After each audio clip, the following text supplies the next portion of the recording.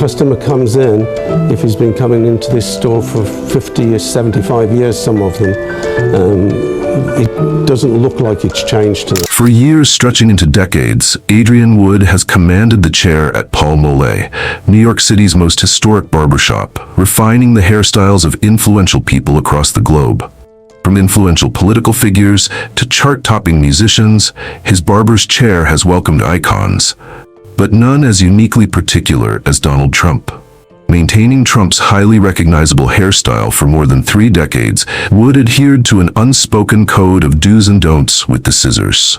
But behind the tabloid speculation and viral memes about the former president's look lies a side of the story few have ever heard. At 82, the veteran barber has finally decided to speak out about his years with Donald Trump. You're going to want to hear this. The barber behind the legends. Adrian Wood's rise to prominence in the world of high-end grooming started miles away from the skyline of New York. Hailing from the United Kingdom, he developed a deep respect early on for the meticulous art of barbering and the powerful social ties created in barbershops. In his teenage years, Wood began experimenting with haircuts on willing friends and relatives, already showing signs of the passion that would define his life. Hungry to elevate his skills and carve a niche for himself, he took the bold leap of moving to New York City during the early 1970s. Landing in Manhattan, he found himself immersed in a vibrant culture that was far removed from what he knew back home. New York pulsed with life, diversity, and ambition. Here, dreams could either soar or be crushed in an instant. Wood quickly realized his success would depend not only on his scissors, but on his ability to navigate the city's relentless pace. He accepted a position at Paul Molé Barbershop, a legendary grooming institution with a storied history and an exclusive clientele. Choosing Paul Molé wasn't by chance. The barbershop had built its legacy since 1913 by serving the upper crust of New York society. It was clear this was the stage where Wood could shine. Soon enough, Wood understood that staying relevant in a city that thrived on change required more than just keeping up. It demanded a delicate blend of honoring tradition while embracing evolution. The 70s and 80s ushered in new trends, and hair fashion began to shift toward more expressive and carefree styles. However, Paul Molé stood its ground, rooted in a timeless commitment to refined grooming. As new salons with flashier methods and bolder marketing sprang up across the city, some began to wonder if old-school barbershops still had a place. But Wood never flinched. He stayed grounded in his principles, continuing to offer sharp lines, steady hands, and the kind of service that built loyalty over time. When you stepped into Paul Molé, you'd find straight razors gliding with expert precision, haircuts that complemented each client's face perfectly, and dialogues that ranged from casual laughter to sincere exchanges. More than a trim, it offered craftsmanship, human connection, and a vibe that made every appointment memorable. Tucked away on Manhattan's Upper East Side, Paul Molé Barbershop stands as a historical landmark rather than just another grooming spot. The shop owes its origin to a Frenchman, Paul Molé, who began his business serving the affluent locals. Over time, it built a reputation for elegance and high standards. Long before Wood took control, the shop had earned its place as New York City's oldest barbershop. But Wood understood that heritage alone wouldn't preserve its legacy. Remaining authentic while adapting to modern tastes was the key to its survival.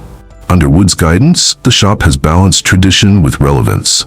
The vintage charm lives on through worn leather chairs, time-worn mirrors, and the unmistakable scent of sandalwood in the air. However, it's the countless tales whispered inside those walls that give the shop its soul. Celebrities and everyday people alike found comfort and privacy within Paul Molé's walls, knowing discretion came standard.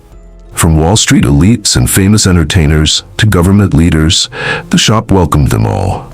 Among its notable patrons were icons like John Lennon, who joked that the secret to staying down to earth was a solid haircut, and the late John F. Kennedy Jr. Donald Trump, perhaps the most high-profile and particular of all, had a special connection with the shop. The dynamic between Adrian Wood and Trump is one for the books. Their unusual grooming journey began in the bustling 1970s. Trump, then a young developer hungry for real estate success, was carving out his presence in New York's unforgiving market. Drawn by the buzz around Paul Molé and its top-tier service, he first entered the shop seeking more than just a haircut. Far from being a household name, Trump at that point was zeroed in on business and cultivating a powerful image. What started between him and Wood was built on mutual admiration. Wood appreciated clients who knew what they liked, and Trump never left room for guesswork when it came to his appearance. From the get-go, his grooming routine was deliberate and fine-tuned. Unlike others who welcomed a barber's input, Trump had strict instructions about his look. Wood often remembers how exacting Trump was about his hair. Every detail had to be just right. The rule was plain: only cut the sides. That boundary was never to be crossed. Under no condition was the crown of Trump's head to be trimmed. That area was off limits, Trump's personal domain. Even then, his distinctive hairstyle was no accident, but a strategic piece of his public image. A sweeping comb-over was his style of choice, meticulously sculpted like a piece of architecture. Before stepping out of the barbershop, Trump would dedicate plenty of time to perfecting his hair, a detail Wood couldn't help but observe, as he'd always make final adjustments after each trim. Preserving the illusion of dense hair, especially at the crown and thinning areas, was always the top priority. It became increasingly clear that his hairdo wasn't just a fashion decision. It symbolized his authority and consistency. From his early days in real estate to his evolution into a reality TV figure and ultimately the presidency, Trump's hairstyle barely wavered over the years. That consistency didn't happen by chance. His attention to image, right down to every hair, was a mirror of how seriously he took his personal brand. Like many experienced barbers dealing with elite clientele, Adrian Wood had to tailor his technique to the specific wishes of each person. Yet, Trump's demand for exactness was on a completely different level. There was one firm instruction that never changed: only cut around the edge. And Wood knew that breaking this rule could cost him a valued client. The root of this rule lay in Trump's strong desire to mask his balding areas, a feature he vigilantly guarded. Those close to him were aware that he used medications like Propecia to encourage hair retention and thickness. A longtime physician even publicly verified the use of such treatments, crediting the drug with helping Trump maintain his hair's appearance. But when it came to those medical measures, Wood stayed uninvolved. His responsibility was strictly to execute the trims according to Trump's instructions. To Wood, it was obvious that Trump's desire for control extended far beyond his hair. His overall personality came through as detail-oriented, exacting, and unwavering in what he liked. Whereas other prominent clients might share stories or casual gossip, Trump's conversations were always deliberate and focused.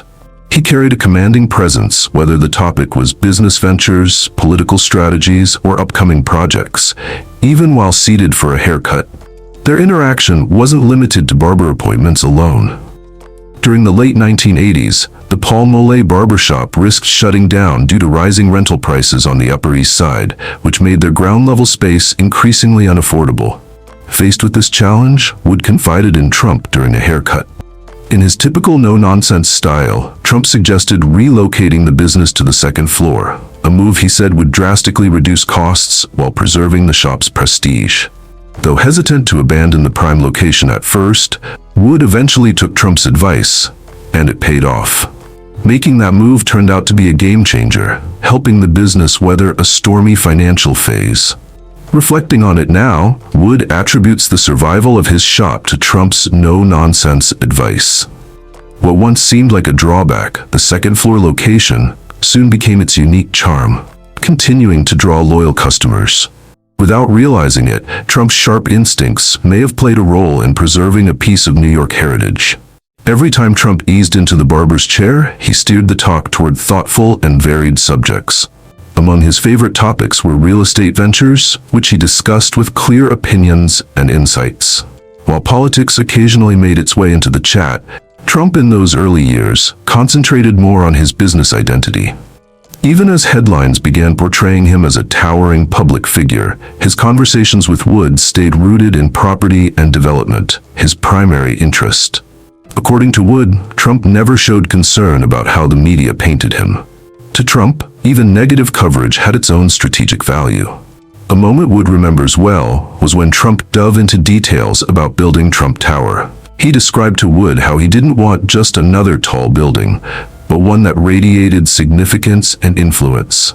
Trump expressed real excitement about the project, especially about navigating challenges like permits and financing. During these chats, Wood glimpsed Trump's unstoppable ambition, a trait that later became central to his political persona. Though Trump often came across as all business, there were flashes of charm and humor that occasionally peeked through. Wood once teased him about his elaborate hair routine, and Trump shot back, "It's not about the time, it's about getting it right." To Wood, that quip captured how Trump approached more than grooming. It reflected his whole way of life. Nothing was ever left up to fate. People might label that attitude as self-obsession, but to Wood, it symbolized Trump's ironclad commitment to maintaining control over his image.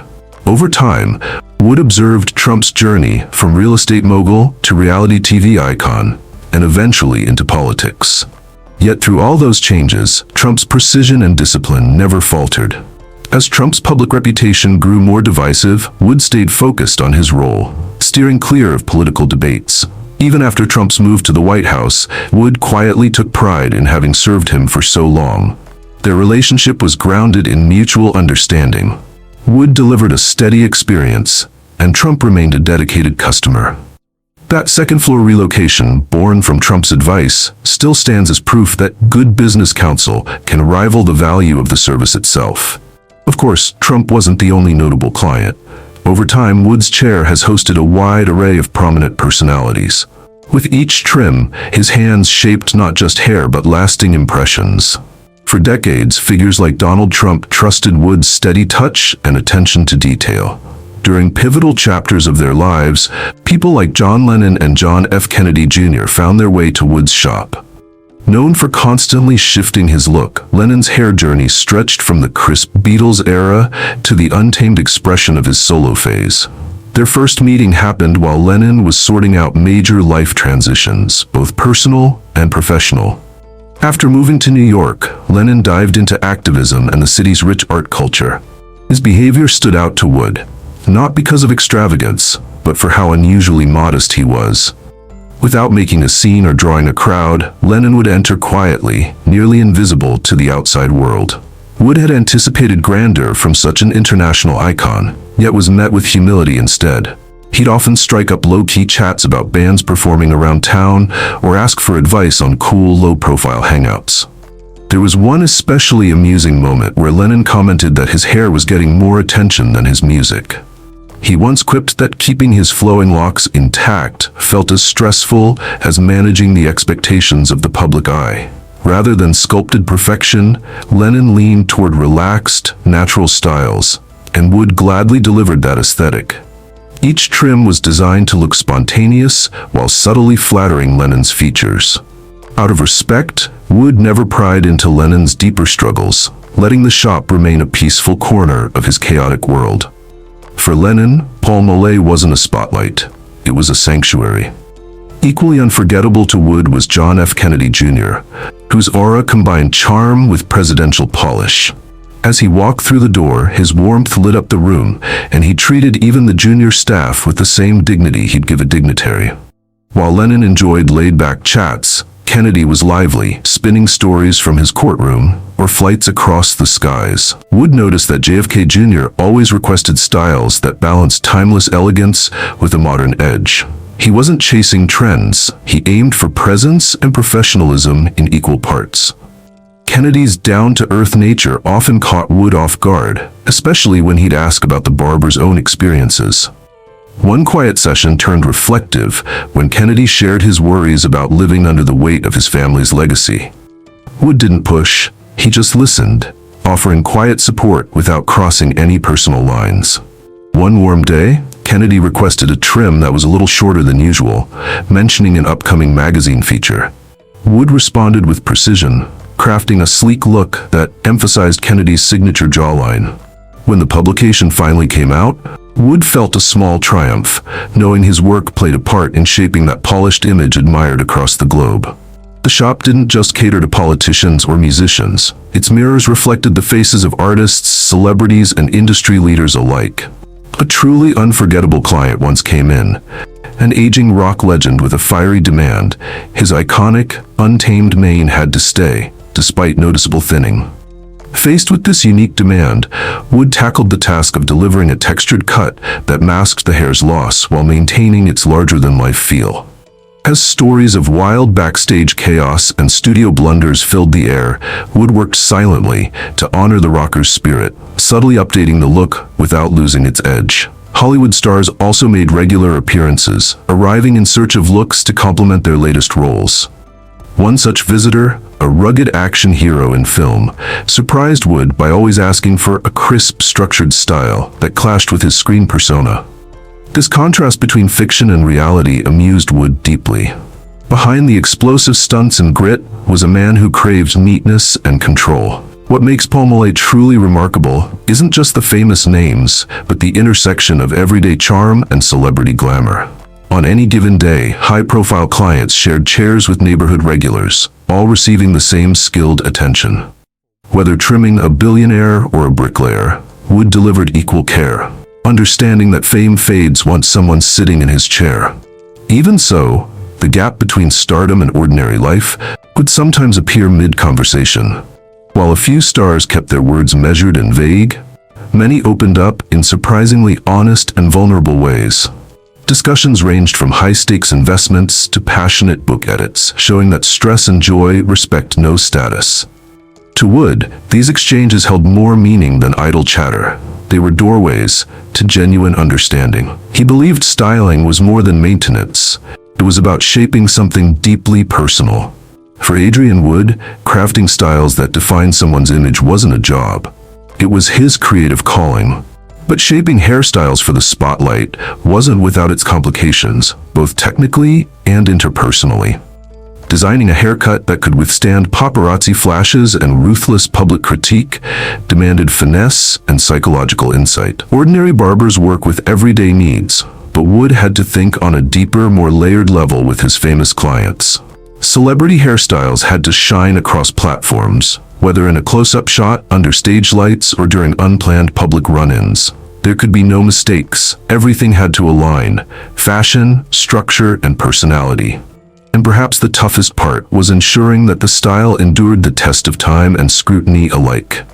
Even the most flawless haircut at the barbershop can rapidly lose its form if the underlying structure isn't designed right. For individuals like Donald Trump, whose public appearance remains consistent, the style must hold its exact shape after hours of wear and tear. To ensure both structure and flexibility, Wood applies a mix of techniques, like layering for volume and refined texturing to add depth. Precision lies at the heart of Wood's craft. While relaxed and loosely styled cuts suit some, high-profile individuals depend on symmetry and proportion to stay photo-ready from all angles. Only a trained hand and years of expertise can create such consistent results. A standout method of Wood's involves what he refers to as perimeter trimming, concentrating on cutting just the outer edges while keeping the natural direction of hair growth.